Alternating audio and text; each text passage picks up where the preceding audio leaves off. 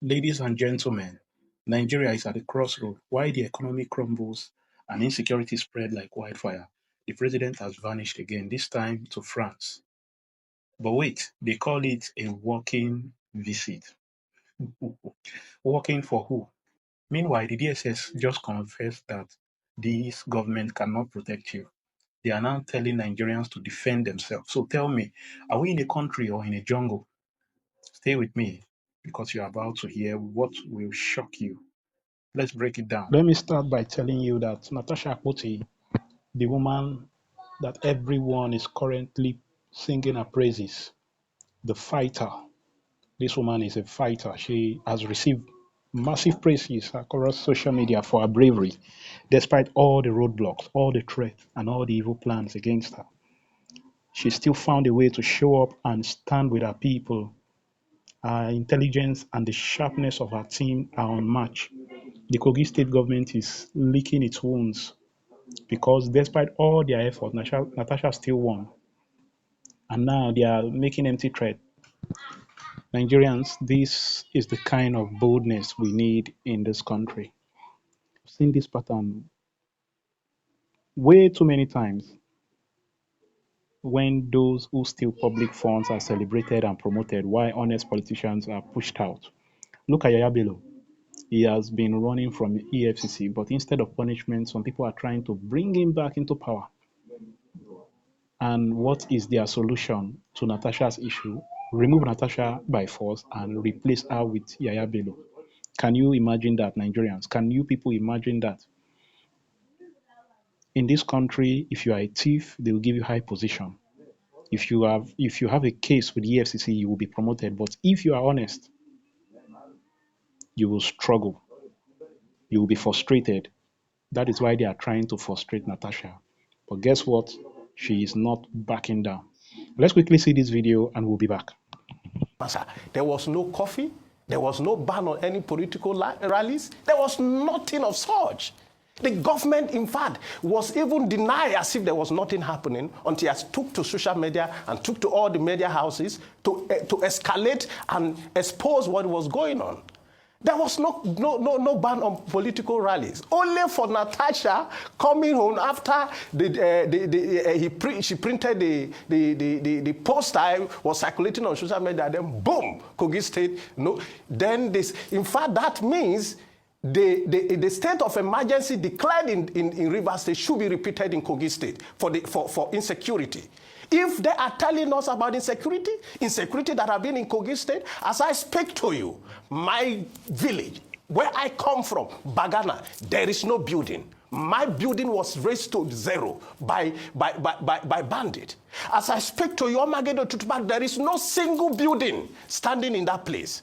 The people have been in IDP for the past 2 years. Kogi State government have never declared a state of emergency in that local government, but they declared it in Ihima, where no single life have ever been taken. They are jittering. They are afraid of the charisma, the ambience, and everything that Senator Natasha carries. She is a young lady. I can tell you, among the people on that floor of the Senate, the person that have won his election clear, devoid of all those games that they played against us in 2023, is Senator Natasha. She has the grassroots. You heard that, right? The truth will always be the truth. Whenever darkness tries to win, once it sees the light, it will automatically go away. That is what is playing out here. Right now, Natasha is the only true opposition voice in the Senate. And if all other opposition members were like her, imagine how powerful their movement would be. But instead, many of them have sold out. They are now quiet, collecting fat salaries and doing nothing. So Nigerians, as 2027 approaches, we must start looking for the right people. Forget party names. Look for people who are truly ready to fight for a change. If we fill in the National Assembly with strong voices like that of Natasha, that is when the real change will come. And it's even good that people like Aisha Yusuf are already, mobilizing, making that awareness known so that people can start coming up. People who want to go into politics, because politics has now become very important. I think this administration has made politics become very, very important. Every Nigerian should pay attention to politics now. They should. We have never had a president, a government that has come up with policy that has impoverished Nigerians to this level before. Never. We've never seen anything like this. A lot of people are saying 2027 is the time they would vote this government out of power. 2027 is the time you want to vote this government out of power. Yes, agreed. But what if you are not even alive in 2027 to even participate in that election? Because at the rate this hunger is going, not everyone will see the 2027. It is not anyone's wish, nor is it prayers, but it's just a fact. For those who will be alive to even witness that election, I think they will have to give testimony for even being alive from now till then, because there are no indices, no indicator that this government is ready to even reduce the suffering of Nigerians. The money they just collected from IMF recently, let's see what they will channel that money into. Let's just see. We just hope they do the right thing, because this suffering cannot go on. This cannot simply go on. Moving on to the next story, President Bola Ahmed Tinubu left Nigeria on Wednesday for a 2 week visit to Paris, France. Now, I have lost count how many times this man has traveled out of the country, especially to France, since he became president. In just 23 months, he has spent more time in France than many Nigerians have spent in their own villages.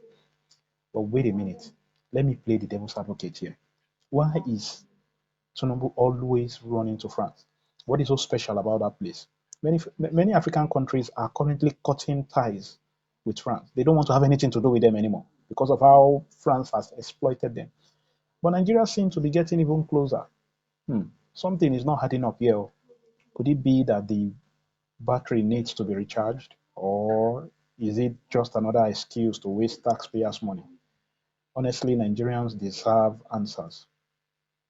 And just hours after Tinubu left the country, Showore wrote something about it on Twitter, saying that Nigerians are being lied to.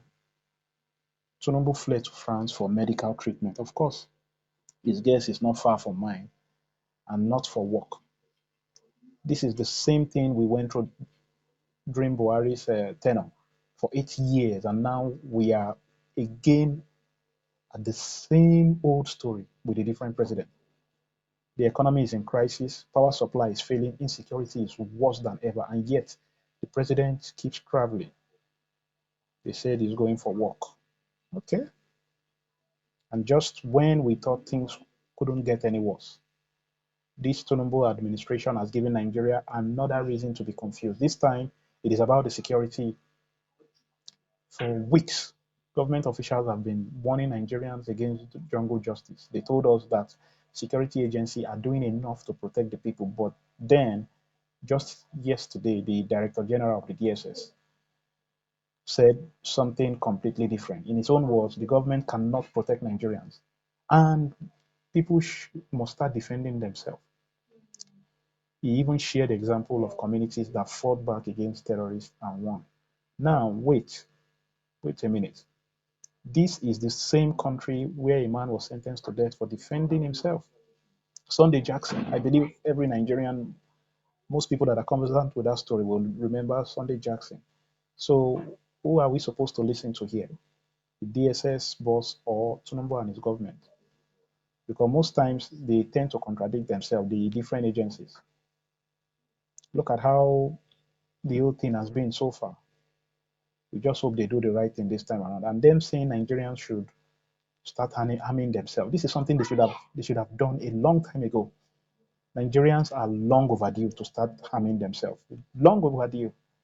And I just hope they take it further, they take it serious. They give Nigerians and they license it. They take records of everyone they are giving the guns to. Because every Nigerian needs a gun right now. We can't just be, getting killed like livestock in our own country. No. There's no part in the world where this thing is acceptable.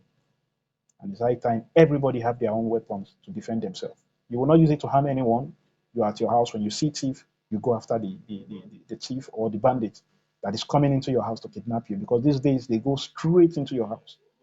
They don't even wait for you on the road anymore. They go straight into houses. We've seen cases in FCT where they go into houses to abduct people. That is how bold they've become. So, but honestly, let's be clear. Tinubu government has failed in insecurity issues. Regarding security, it's been very, very low. In fact, so far from what I can observe, I think this administration regarding insecurity, security issues, that It's lower than even Buhari's own.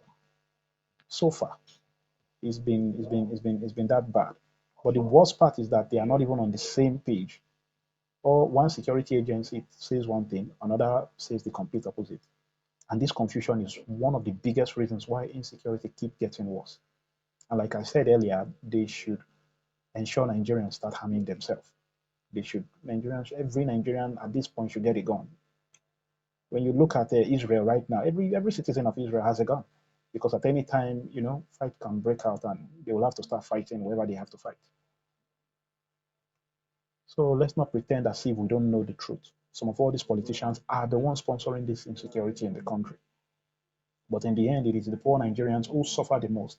They struggle every day just to survive in this country that is falling apart. This country is falling apart every day. But listen, Nigerians, we cannot continue like this. If we want to move forward, we must come together and make the right choices. We must put our differences aside and remove this failed government from power. Until then, I'll keep telling you guys the truth. So as I wrap up, check out our website for more updates, for more up-to-date information. But before you do so, drop your comments below. I would really love to hear your thoughts on this matter. And if you haven't subscribed yet, don't forget to do so. I have more updates coming soon. Stay tuned.